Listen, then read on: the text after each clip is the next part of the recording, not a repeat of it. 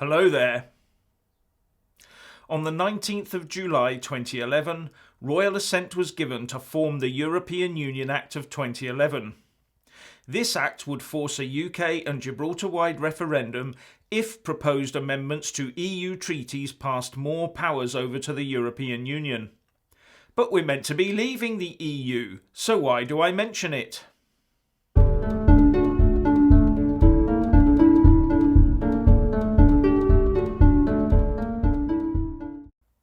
The European Union Act of 2011 was put in place to allay fears that EU treaties could be amended or replaced in such a way that gave more power over to the EU without the proper permission of the people of the UK.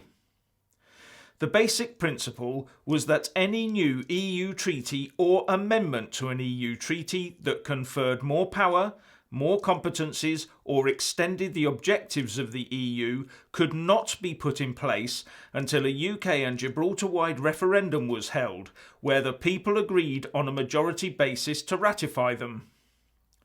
This would therefore not have been an advisory referendum, as it says quite clearly in the original text that the majority of voters must have to be in favour of it before it being formally approved. But the majority of this act was repealed by the EU Withdrawal Act 2018. All the protections against further encroaching power grabs by the EU were removed. You say, but we're leaving the EU, so what does that matter?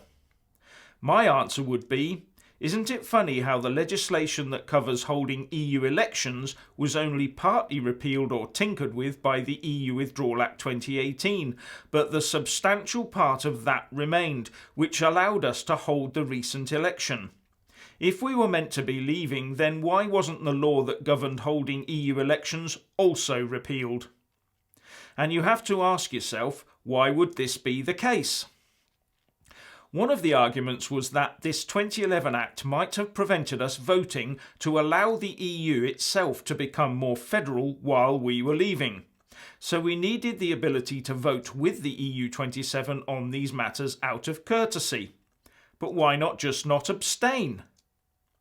But I also suspect that this act would have got in the way of Theresa May getting her withdrawal agreement through, as both true Brexiteer MPs and Remainer MPs would, for diametrically opposed reasons, have forced a referendum on its surrender clauses. The problem for the UK now is that we are embroiled in another EU parliamentary term, and if for whatever reason this current, in my opinion already unlawful extension is unlawfully extended again, then who knows what changes could be coming down the pipeline from the EU. And without the protection of the 2011 European Union Act, then our Parliament could agree to something that ties us in closer to the EU, without the say-so of the people of the UK. Now, I know this is not that likely and may actually only be a remote possibility, but do you trust any of them now?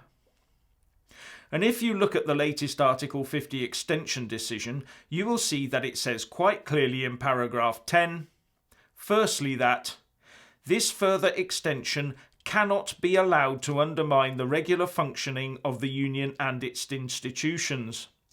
And secondly that the United Kingdom shall facilitate the achievement of the Union's tasks and shall refrain from any measure which could jeopardise the attainment of the Union's objectives, in particular when participating in the decision-making processes of the Union.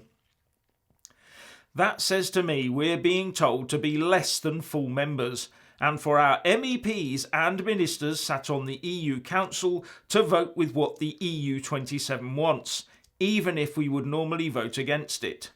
Has anyone told our Brexit Party MEPs this? Finally, I just want to draw your attention to an anomaly in that latest EU decision on extending Article 50. Although it also says in paragraph 10 that the United Kingdom has a right to revoke its notification at any time, it also states in paragraph 12, any unilateral commitment, statement or other act by the United Kingdom should be compatible with the letter and spirit of the withdrawal agreement and must not hamper its implementation.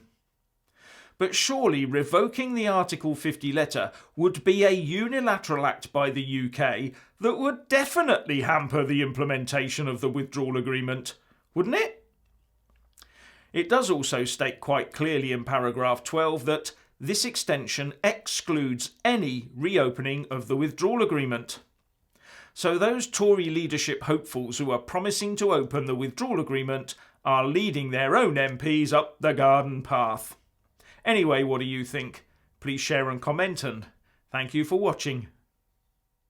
Please do like and share this video, and also subscribe to my channel. And when subscribing, please do remember to press on the little bell next to the subscribe button. That way you'll get an alert every single time I put up a new video. Thank you very much for watching.